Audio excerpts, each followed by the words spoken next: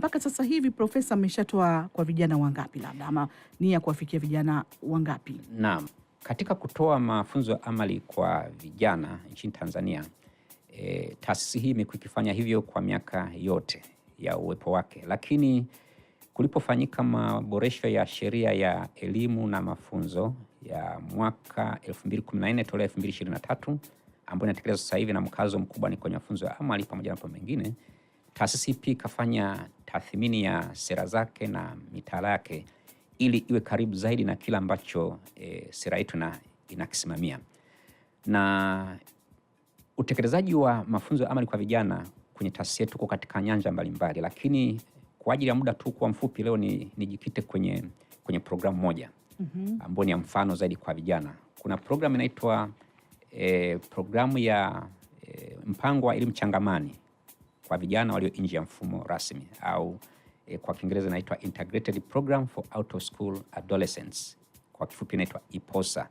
Na IPOSA imekuwa nyepesi zaidi, ndio inatumika zaidi katika utekelezaji IPOSA. Sasa huu mradi una miaka inakaribia 5 toka kuanzishwe na unatekelezwa katika mikoa 16 mpaka sasa hivi. Mikoa hiyo kuna Dar es Salaam, Mbeya, Iringa, Njombe, Kigoma, Tabora na Shinyanga. Lakini sasa wakati tunaendelea kutekeleza ikaonekana kwamba ina mafanikio makubwa sana, ikaongezeka mikoa mingine 2 na baadaye ikaongezeka mikoa mingine 6 ndio kufanya mikoa 16. Sasa nitaeleza idadi kwa kutumia mradi huu kwanza. Kuna idadi zaidi ya hiyo. Sasa katika mradi huu wa IPOSA mpaka ninavyoongea hivi sasa hivi tuna vijana takriban 42,000 ambao wamepata mafunzo haya katika fani mbalimbali katika mikoa hii ambayo nimeitaja mikoa kwanza 10 ya awali.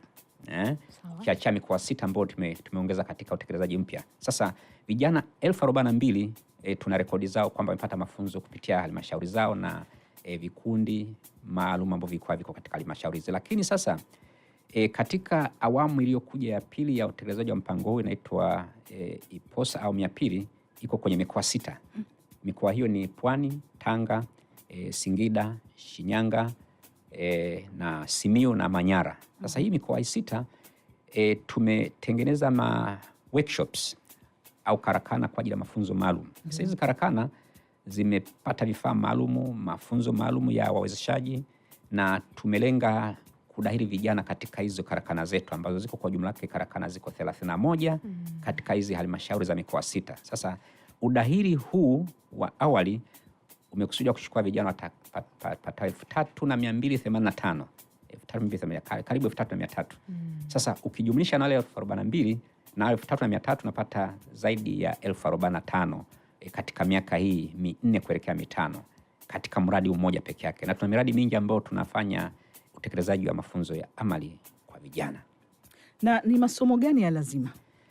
Na sasa ukisema masomo unaweza kuwa uko sahihi au usiwe sahihi. Tunapoongelea mafunzo ya amali tunaongelea fani. Kwa nasema ni fani zipi sasa? Zipi za lazima, kwa hizo fani sasa katika hizo halmashauri za kutekeleza mradi huu fani zinatokana na uhitaji wa vijana waliopo katika eneo husika. Kwa mfano ukienda pale Tanga, karakana za Tanga kuna karakana 6 kwenye halmashauri 6 za Tanga, pamoja na Tanga jiji kuna karakana moja kubwa ambayo ni kituo kikubwa. Kuna fani ya urembo na mitindo. Nafikiri unaweza kaelewa nikisema Tanga, urembo, mitindo kwenyewe. Alafu sasa kuna na zingine ziko kilimo cha bustani, lakini pia kuna ufundi wa umeme wa majumbani, lakini pia na uchomeleaji. Lakini kienda sehemu nyingine, kienda kwa mfano kule Simiyu unakutana na kilimo cha bustani, ufundi seremala, ushonaji na mambo ya ufugaji. Kwa fani ziko aina mbalimbali, kwa maana kwamba inahitaji tunaangalia uhitaji wa vijana na eneo husika ambalo wako katika halmashauri hiyo.